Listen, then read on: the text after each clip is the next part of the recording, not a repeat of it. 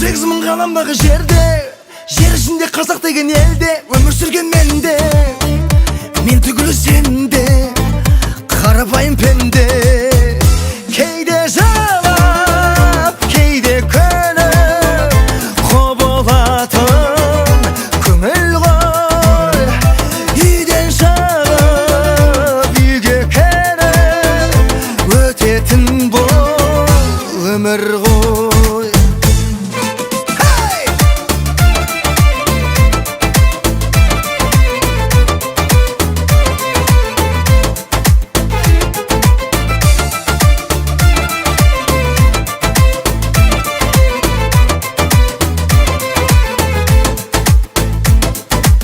Сені кеп сынаса да сынба, шыдамыңмен жете аласың шыңға. Жүрегімді